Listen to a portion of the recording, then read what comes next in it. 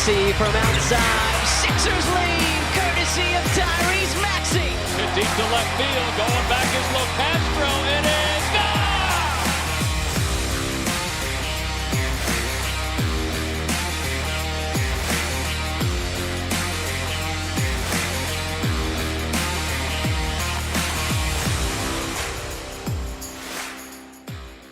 Hello, everyone, and welcome back to the Beef Upfront podcast here on Pick Swap Media. Your host, Ryan Coyle, as always, continuing on today with our NBA Draft Player Profile Series, hitting on one of the best college basketball players from this past season. He's probably going to be more so of a backup, second-round type of pick once he gets into the NBA. But still, a player that I think is going to be able to carve out a role with what he does and what he does well.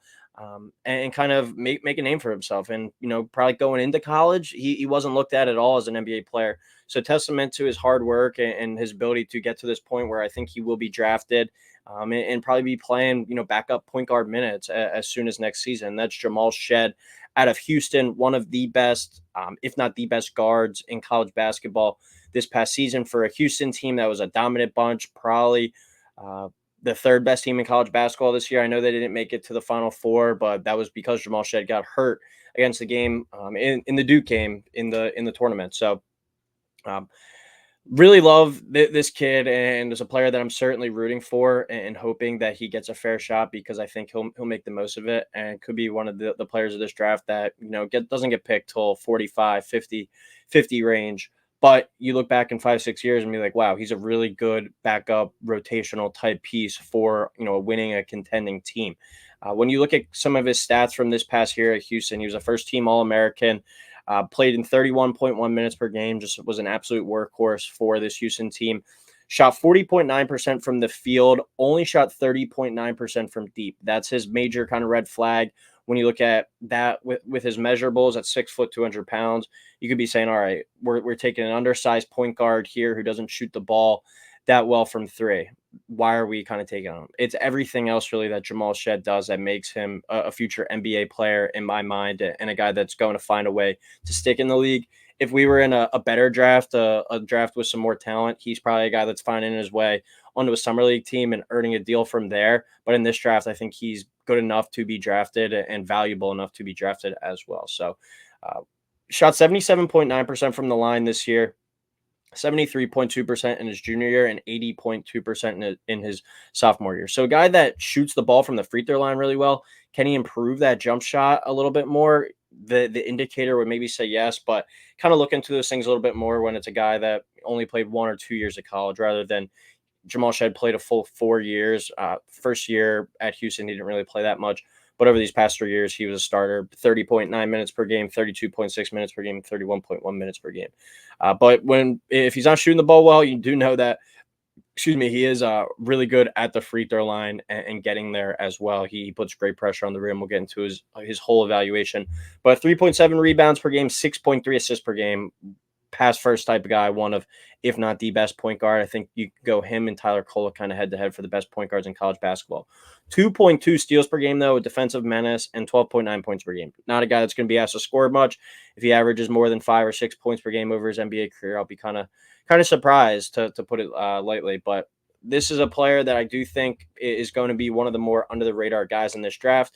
For another guy that had such great success in college, doesn't have the elite measurables, isn't an elite shooter. So I think those are going to be used against him. But still, what he does and what he brings to the floor, which we're about to get into, I think is what makes him valuable enough to stick and kind of overcome those deficiencies. A couple of quick player notes on him. Posted 4 double-doubles this past season, his senior year at Houston in the Big 12 with points and assists.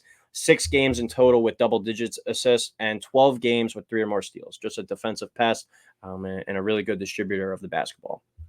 But in his total evaluation here, was regarded, like I said, I put a healthy Tyler Coyle kind of head to head with him, but he was regarded as the best point guard in college basketball this year. And while Zach Edey was the most dominant player and the deserving player of the year, I think you could argue Shead was, especially being the first team All-American point guard, the most valuable player to a team. We kind of saw what he was when that in that Duke game, when he went out with the ankle injury, I believe it was, they kind of folded after that. He was the heart and soul of that Houston team, the engine, and what really made him run. I mean, when you were playing Houston over these past few years, when Jamal Shead was a point guard, whether it was the past 2 years, in the previous 2 years in the American, or this past year in the Big 12, you knew you were going to be in for a battle, in for a war, in for a really tough game. And that's because Jamal Shead was kind of leading the ship, steering the ship there. And head coach Kelvin Sampson wasn't able to say enough good things about Jamal Shead over the past few years. He just raved about him anytime he could publicly. And Kelvin Sampson, not the most, loving kind of giddy guy. He's a tough, old school, kind of hard nosed coach. And all he did was really rave about Jamal Shead and the player he is. So I think that goes to say a lot about him as well. Just the epitome of a pit bull guard. He's going to be that dog that you need coming off the bench, I think, for a team, that energizer type bunny for a squad. And his role in the NBA, I think, at least to start, maybe if he does improve that jump shot, could play himself into a future starting point guard. But I think certainly will start as a backup and just the energizer type guard that comes off the bench. And it fits perfect for the type of kind of role that he's best suited to play with those lack of elite measurables. He's going to be tasked to come in, run the team, take care of the ball. He had a 3-to-1 assist to turnover ratio this year, and just be a defensive pest, play 12 to 15 minutes a game. And what he does best is he disrupts another team's offense. He gets into the point guard 94 feet. And when you're only asked to be playing 12 to 15 minutes a game, it's all right, go in, give us a 3-minute spurt here, a 4-minute spurt here, make a play happen, take a few gambles. And that's what he's going to be asked to do. And he's going to be able to do that well enough, I think, to kind of stick and be a valuable enough point guard and not a complete liability on the offensive end and the defense and the gambles that I think he'll be able to take, but not even causing steals, but just causing disruptions and flow to an offense. And he's also a guy, he's a player that I say a Tuesday night in January, where it's like, all right, our starting point guard, just say, for example, he goes to Golden State. All right, we're giving Steph a night off tonight. Jamal, you're going to go out there. You're going to play 40 minutes. Do your thing.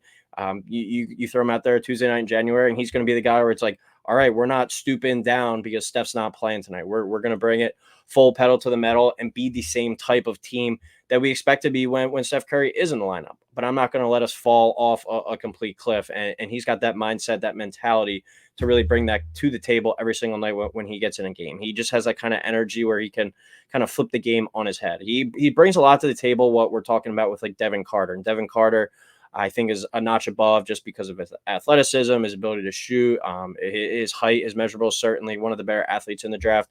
Shed is just kind of that in a smaller version, and I think is going to have a little less of a role, a more reduced role, but still someone that can flip the game on his head and just completely kind of flip the momentum and give his team, a benefit, a little extra juice when he goes in there and plays those 12 to 15 minutes. Kind of like what we saw TJ McConnell do at the beginning of his career. I think TJ McConnell is certainly a notch above what Jamal Shead is right now and what TJ McConnell proved throughout the playoffs, especially. But from what TJ kind of entered the league as, I think Jamal Shead could kind of do that same type of thing.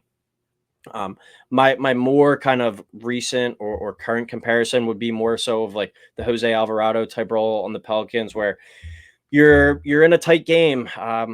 Jose, or you hit your team hits a big three. Jose Alvarado hangs in the backcourt, picks off the inbound pass, dishes it back to Zion for a dunk or something, and then bam, like other team calls a timeout, your home stadium's rocking, and there you go. The switch has been flipped in your favor. I see that being a Jamal Shead type role where he's just going to go in there, he's going to pick a guy up 94 feet, maybe pick his pocket, go in for a layup, get a steal on the next possession, get a charge on the next possession. And then that leads to your team going down, hit a big three, get a big dunk. And just like that, the opposing team's calling a timeout, and all the momentum's in your favor. That's what he's going to be asked to do, and he's going to be able to do it really well. I mean, his measurables are the thing that's certainly holding him back the most at only 6 foot. And he isn't some spectacular athlete, but he was head and shoulders the best guard in the Big 12 this year, probably even the best player in the Big 12. And those games are a bunch of wars. Being able to play at that level, especially jumping up from the American Conference to the Big 12 and still showing and proving, undeniably, I think, having his best year as well. That gives me the confidence that he's going to be able to do that at the next level and carve out an NBA role. His shot, as we talked about, is a major concern to kind of his ultimate ceiling, his potential to become a long-term starter. As the past 3 years, he only shot 29.8%, 31%, and 30.9% from deep. But I do think he is a good enough player where if he's left like open, he has the confidence to, I think, to kind of pull up and make it. He's not going to fall like into the Josh Giddey, the Ben Simmons type thing where teams just completely sag off of him. Like he has the willingness, I think, kind of too to pull up and shoot it if need be, but that just wasn't his strength in college, and he wasn't really asked to do that much with his ability to go and get to the rack and his ability to kind of create for others. He's not being asked to shoot a bunch of threes per game. He shot 3.8 points, excuse me, 3.8 threes per game this year, 3.9 his junior year, made 1.2 in both of those seasons. So shot about 4 threes per game. He shows the willingness. If he can get those up to a more respectable, like 34 to 36%, that'll certainly help him stick around in the league a little bit longer, probably. But just like I said, a good enough player where I think he's going to be able to knock down shots of open, not a super liability, but his role and what he's asked to do, he's not going to be asked to go in there and shoot threes. If he's wide open, sure, take it, but he's not going to be asked to go out there and produce a lot of points. He's kind of like, I think, a good kind of cross-sport comparison for what Jamal Shead brings to the table is like a third down back, change of pace back in football. Like, all right, we're throwing Derrick Henry at you all game, where we're just hammer it down your throat, hammer it down your throat, hammer it down your throat. Now we're going to put Darren Sproles in, and he's going to completely catch you off guard with kind of his speed and just a completely different style. Same thing goes for Jamal Shead. Like to the comparison I said, if he were to go to a team like the Warriors, all right, Steph, you got to guard him 94 feet. You have to cover him out to the 3-point line, out to the logo. We're going over everything. We're chasing him around everywhere.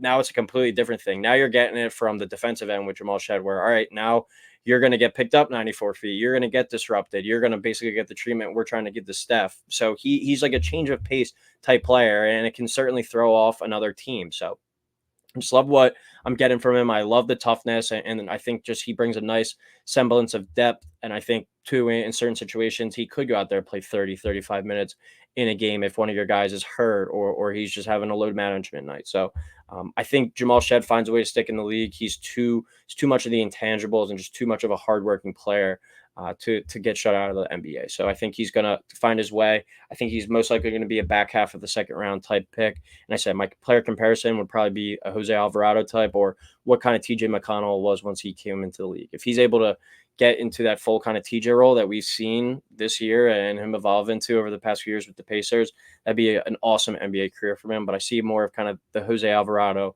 spark off the bench, backup point guard type of vibe, averaging 5 to 7 points per game, but a handful of assists, couple steals, draw a couple charges, rebound the ball for his size. So that's my breakdown on Jamal Shead. Not one of the most exciting prospects, but I think could pan out to be one of the more valuable ones out of this class. But that'll do it for this edition of the Beef Upfront podcast, which we can continue with our player profile series. Thank you, everyone, as always, for tuning in. Please like, subscribe, and we'll talk soon.